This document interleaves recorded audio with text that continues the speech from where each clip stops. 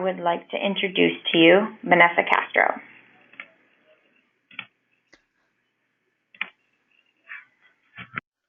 All right, perfect. Good afternoon, everyone. As Michaela said, my name is Vanessa Castro, and I am the product specialist for Belimo's Zip Economizer product. Before we get started today, let's heed someone's warning about diving into laws. Otto von Bismarck, also known as the Iron Chancellor, once said that the man who wishes to keep his respect for sausages and laws should not see how either is made. With reference to the laws, and in our case, codes and standards, a knowledge of how they're made may increase our respect for them and their makers. And well, if it doesn't, we can hopefully express our discontent for them in a more intelligent manner.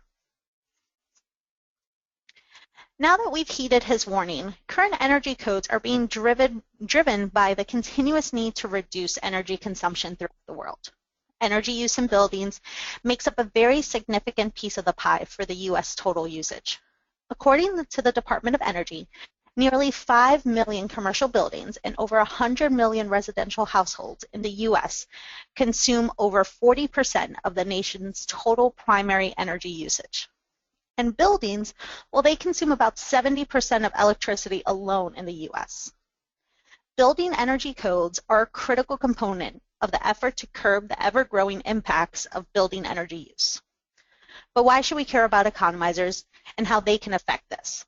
For many individuals, the rising cost of energy makes it uncomfortable for them to sustain a comfortable, conditioned indoor environment. Building energy codes set a minimum efficiency boundaries that bring along vital, tangible benefits. Not surprisingly, better codes mean better benefits. Recent research shows that if building energy codes were upgraded to be 30 to 50% more stringent among adopted states and effectively implemented, excellent progress would be made in the areas of energy consumption, energy cost savings, and CO2 emissions.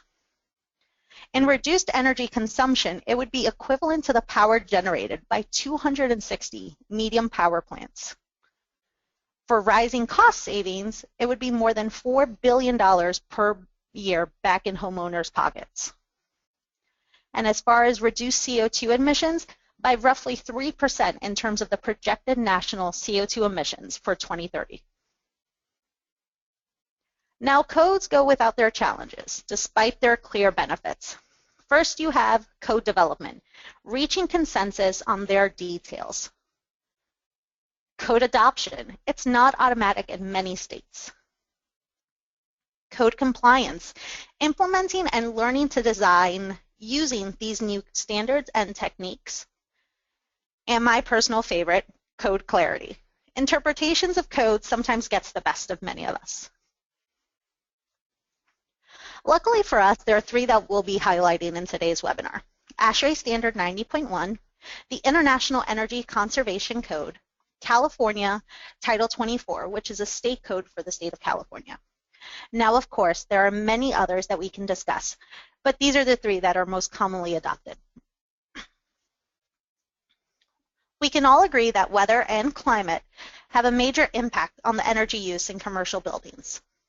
Energy codes and standards rely on a clear definition of climate zones to convey requirements to these builders. However, prior to 2004, there was no single agreed-upon climate zone map for the United States for use with building codes. So how does one go about dividing the U.S.? Maybe they could have done it by regional nicknames and territories. Actually, maybe they could have done it by time zones, as there is more of a similarity between regions for this, but then how would they have done for daylight savings time on this? Ultimately, in the early 2000s, researchers at the U.S. Department of Energy's Pacific Northwest National Laboratory prepared a simplified map of the U.S. climate zones. The map was based on analysis of over 4,000 weather sites. They divided the map into 8 climate zones based on temperature, precipitation, and heating and cooling degree days. These zones are hot humid, hot dry, mixed humid, marine, cold, very cold, and subarctic. Additionally, it was divided into 3 moisture regions: marine, dry, and moist. Thus, this map now allows us for up to 24 potential climate designations. The new climate zones were set along county, not state boundaries, making it easier for builders to determine what climate zones apply to specific buildings. This climate zone first appeared in the 2004 IECC supplement, as well as an ASHRAE standard 90.1 2004, which we'll cover in a bit. So why are economizers important to regulate with codes, standards, and why should we care? According to the U.S. Environmental Protection Agency, or the EPA, it states that Americans on average spend approximately 90% of their lives indoors. And to make matters worse, they also state that the concentrations of some of the pollutants are 2 to 5 times higher than typical outdoor concentrations. Now that we understand the reason and benefit why these codes and standards exist, and why economizers should be governed by them, according to the table above from an ASHRAE study, here are some of the baseline energy savings to be had with proper economizers, not just those that are not working, which many exist in the field. As one can see, all the climate zones are represented in this table, and more importantly, they all see benefits to economizers, ranging from a 24.9% energy savings in Denver to 16.3% in New York City.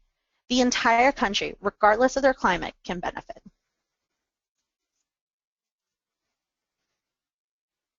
Everything evolves over time, and changes based on the needs of society, as well as codes, are no different. Currently, the IECC 2012 version and the ASHRAE standard 90.1 2013 make up the latest baseline codes and standards. Though, as always, further code versions are always being developed. The IECC, or the International Energy Conservation Code, was created in 2000 by the International Code Council. It addresses energy efficiency on several fronts, including cost savings, reduced energy usage, conservation of natural resources, and the impact of energy usage on its environment. The IECC applies to both residential buildings and commercial buildings up to 3 stories in height. This includes measures to improve their thermal envelope, HVAC systems, and electrical systems of these buildings.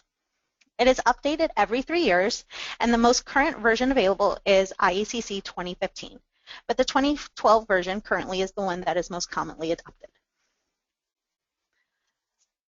The climate zone map above highlights the climate zones that did not require economizers according to the 2006 standard, as well as the size of the units that required them. As we can see, there were several regions that did not require economizers, because at the time it was not believed that their initial cost was offset by the energy savings from them. This area in 2006 accounted for more than 25% of the United States. In 2009, the air economizer was required for all cooling systems with a cooling capacity exceeding 54,000 BTUs per hour, dropping the unit size from 136,000 and 54,000 as it was in 2006. Additionally, it set the high limit of 480,000 BTUs for buildings without an economizer. Economizers were not required in climate zones 1A, 1B, 2A, 2B, 7, and 8.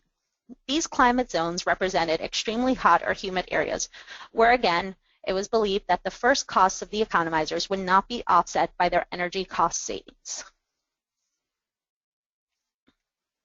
In 2012, an integrated air economizer solution was required for all cooling systems with cooling capacity exceeding 33,000 BTUs per hour. Economizers were not required in Climate Zone 1. Important to note, this was the first mention of an air economizer undergoing functional testing in order to determine and verify that they function according to the manufacturer's specifications. Now, a little bit about demand control ventilation, or DCV. A DCV system controls the amount of outside air brought into the building. It should provide the amount of outside air the human occupants need and no more. This accomplishes 2 main things. First, it saves energy by not heating or cooling unnecessary quantities of outside air. Second, it can provide assurance that sufficient outside air is being supplied to the occupants. Fixed ventilation systems provide constant, sufficient fresh air. With regards to an economizer, in its simplest form, as CO2 levels decrease, the damper closes past ventilation minimum position and moves towards DCV minimum position. Again, it closes the outside air damper beyond that minimum position when CO2 levels are below set point. Understanding a little of the background of demand control ventilation allows us to understand the transition in these requirements. As the revisions have been made throughout the years, requirements have increased for spaces larger than 500 square feet. From 2009 to 2012, the requirements for average occupant load went from 40 people per 1,000 square foot to 25 people per 1,000 square foot in 2012. In the timeline above, you kind of see a summary of the changes related to IECC for both the economizer and integration of demand control ventilation systems. The lowering of the tonnage requirements from 11.25 tons to less than 4.5 ton units allow for more economizers to be placed in areas where they can see the benefit. Additionally, the allowance of many climate zones to include economizers also assist in that endeavor. In 2009, you can see demand control ventilation finally being incorporated into the IECC codes, as well as the drop from 40 people per 1,000 square foot to 25 people per 1,000 square foot. Now, a little bit about ASHRAE Standard 90.1. ASHRAE Standard 90.1, also called the Energy Standard for Buildings Except Low-Rise Residential Buildings. Its purpose is to provide minimum requirements for the energy-efficient design of buildings, except for low-rise residential buildings. 90.1, again, applies to commercial buildings, including multifamily high-rise buildings. It's also updated every 3 years, and the most current version available is ASHRAE Standard 90.1 2013. Very similar to the maps and designations we saw in the IECC code, ASHRAE Standard 90.1 also has the requirements for economizers to be both size and climate dependent. ASHRAE Standard 90.1 in 2004 had the most lenient code separation, as you see in the illustration above. Climate zones 1, 2A, 3A, and 4A did not require economizers, again, over 25% of the United States. This ASHRAE standard in 2004 was very similar to the separation which was seen in IECC in 2006. The purpose of the high limit switchovers are designed to disable the economizer when its use would increase the energy used by the cooling coil. In other words, when the cooling return air would use less mechanical cooling than cooling the outdoor air. With that in mind, ASHRAE Standard 90.1 designated high limits based on climate zones.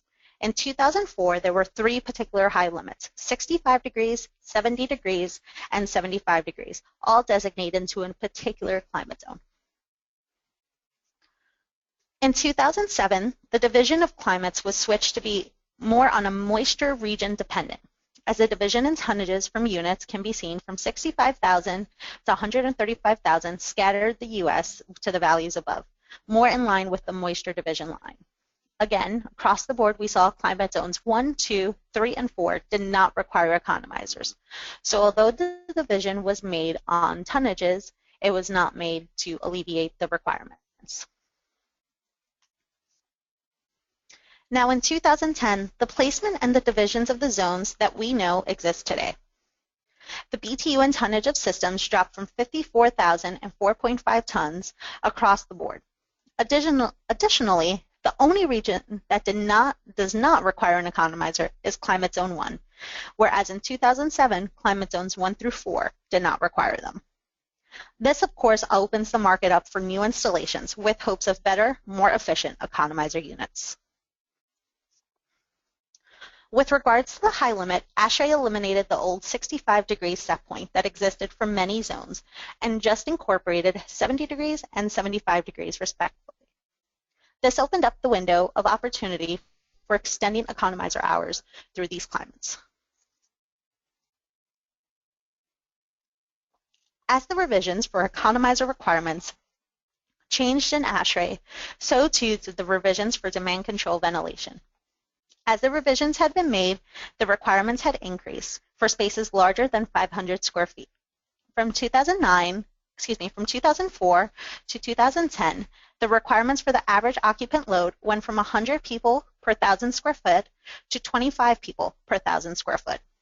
In 2004, the design occupancy density was for 100 people. 2007, the design occupancy was designed around 40 people per 1,000 square foot. And in 2010, the requirement was for 25 people per 1,000 square foot.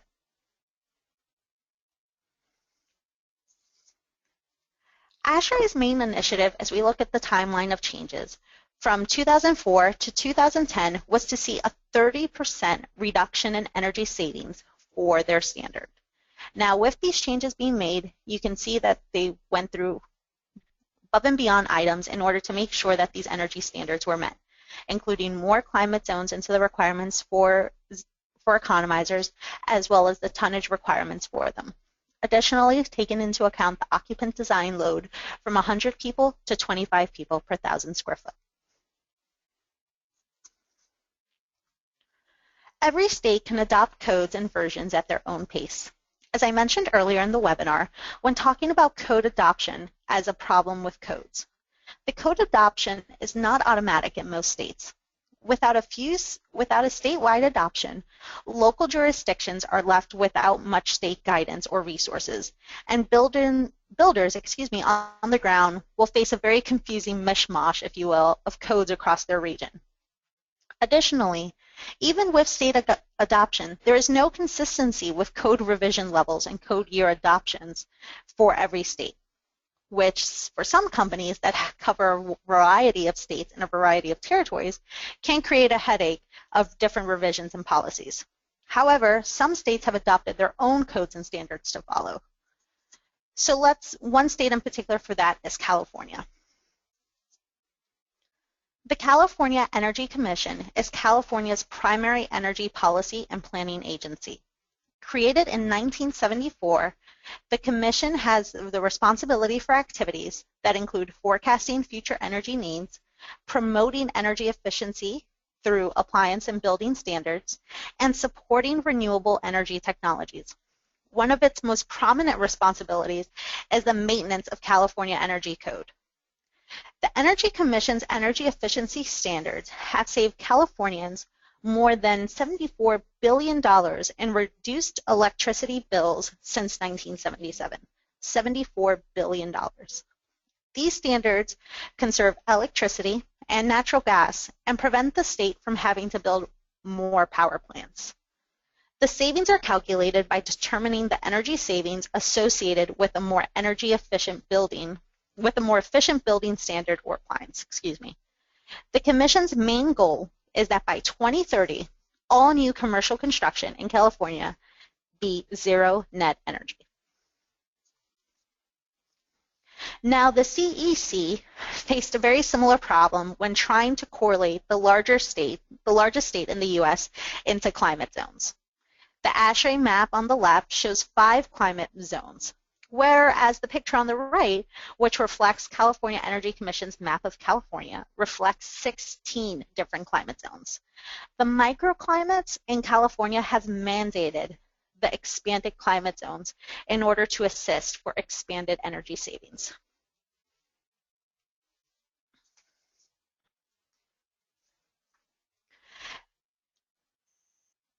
In 2008, the requirements for economizers were 75,000 BTUs per hour, or about 6.5 ton units. In 2013, what they did was they also dropped the units.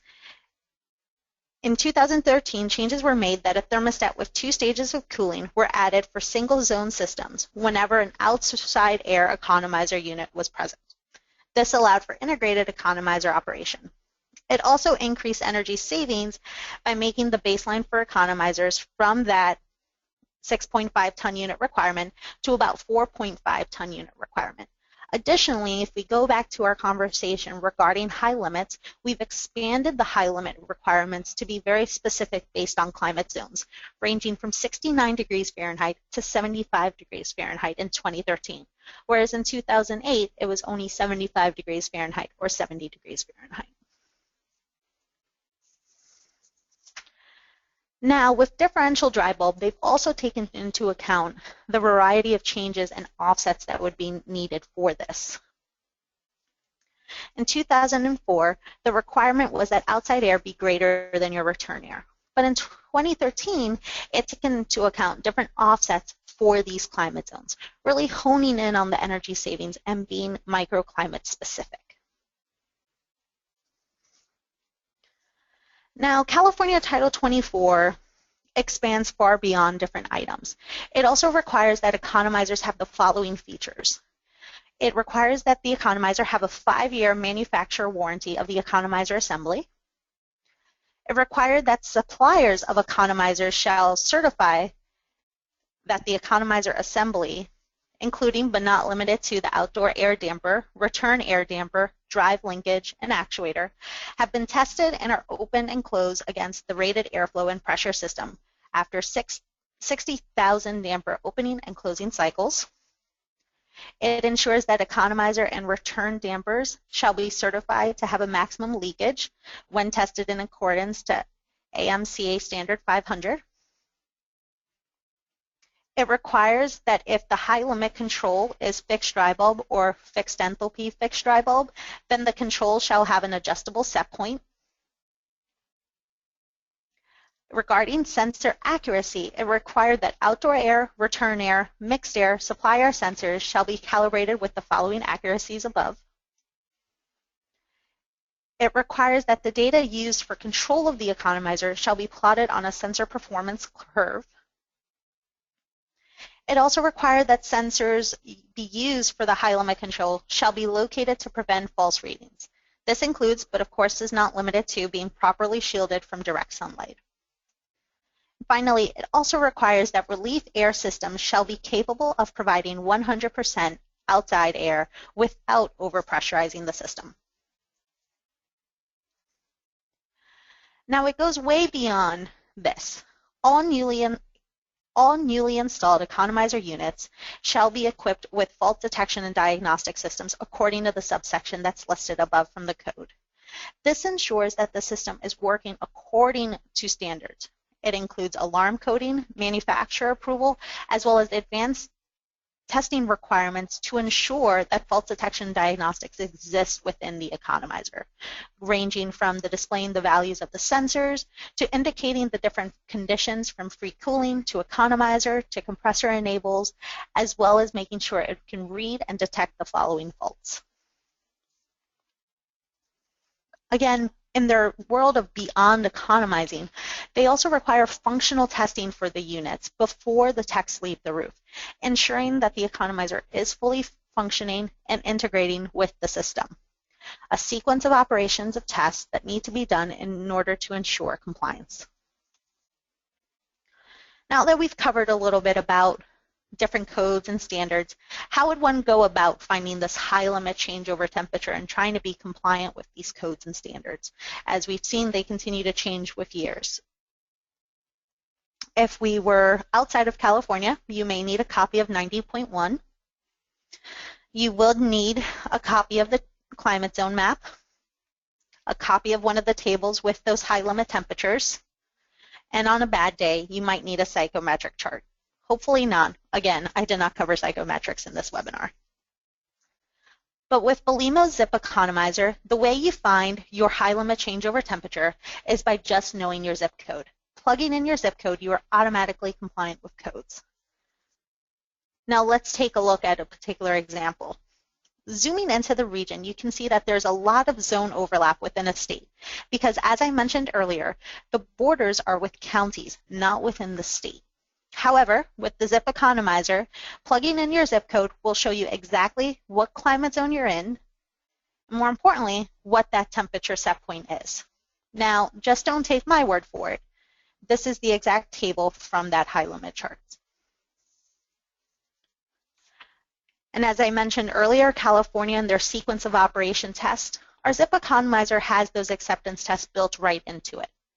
By going into our Economizer test menu, pressing OK, we run through the sequence of events and the sequence of tests that are required for the state of California, but also important for every state to know that economizers are fully working and functioning before they leave. We open the damper, confirm that a damper did open, turn on our compressor, confirmation that the compressor did run, close the damper, confirmation that the damper went to minimum position, and then confirm that the damper fully closed. And then you know that the economizer test is final and verified. Again, final verification, visual verification that your economizer is up and going. So what would you like in your RTU based on what you've learned today? Thank you. Thank you so much, Vanessa. During your presentations, we did get a couple of questions, so I will ask them, and then hopefully you can answer them. Sound good? Sounds good. Okay. This individual states, hello, I work for a large university with many air handling units, both new and old. Does the code in California call for minimum outside air requirements for the old units? Some from 1960, as well as that, weren't initially designed for OA minimums. Also, if outside air is controlled by CO2 sensors, is a minimum OA still required? Okay, so I will tackle the second half of that question first. And my apologies if I don't cover the full question. Feel free to email us after this webinar. Michaela will give out the email as to how to reach us post-webinar.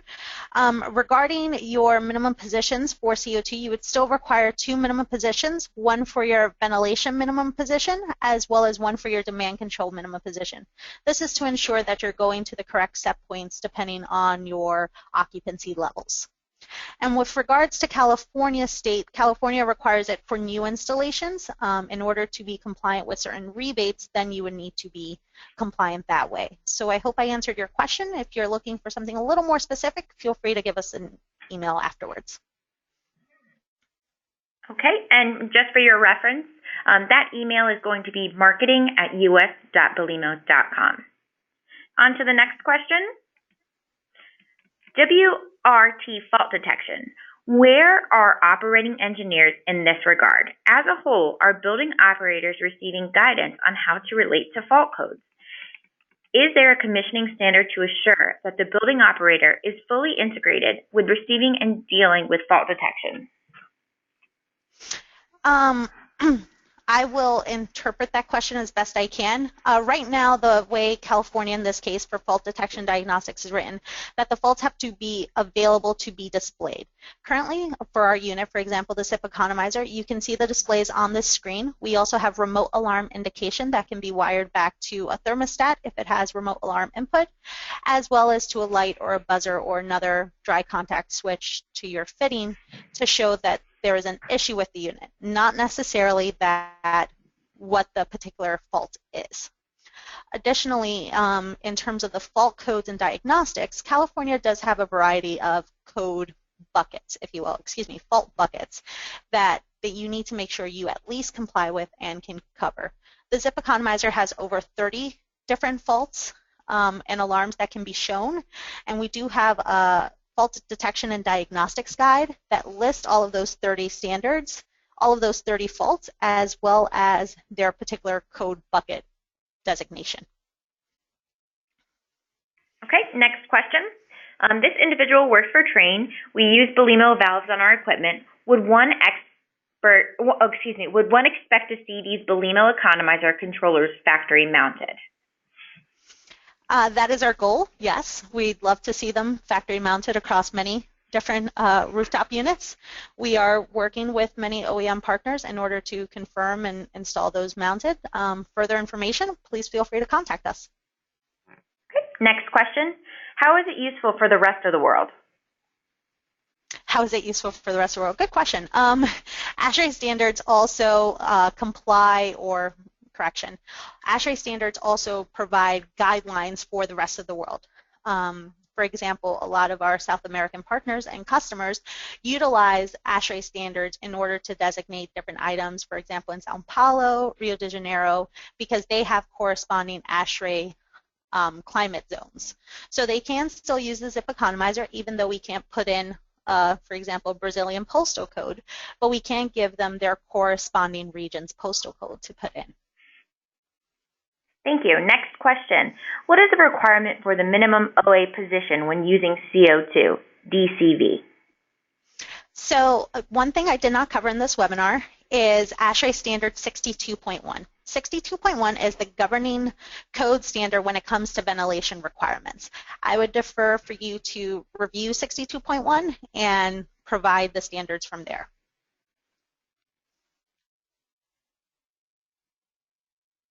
Okay, next question. Does Belimo help close the gap between design and practical operations? Commissioning is often lip service at best. The building crews need programmed follow-up to ensure that they are up to speed in all respects. Programmed in that there needs to be a prearranged visit by Belimo built into the design product. Well, we do have a variety of different regional application consultants, as well as our sales managers scattered throughout the U.S., as well as in South America. And if there's a particular site or building or retrofit, for example, that requires more attention or would like additional assistance with, please feel free to contact your local Belimo person, either your regional application consultant, who does work with many specifying engineers, or as well as your local Belimo DSM. Okay, if there's any further questions, feel free to ask them at this point. After the webinar ends, if you find yourself thinking or wondering about more questions, feel free to email us at marketing@us.belimo.com and we will surely get back to you. And this is the final question. In CA, ventilation cooling or free cooling is an option with central systems to meet energy efficiency requirements in residential. Are the testing requirements the same as commercial? I believe so. They're a little different. I would have to double check. I'm not very familiar with the residential code, unfortunately, but I can follow up with that individual and get back to them.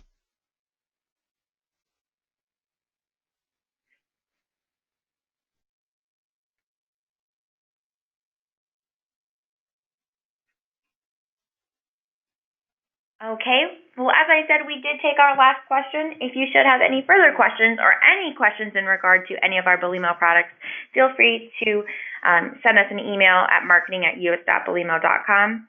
If you joined us halfway through the webinar was recorded so that you can review it at a later time. And if you have any further questions, again, feel free to contact us. Thank you for visiting and attending the Belimo webinar series. I hope you all have a wonderful day. Thanks so much.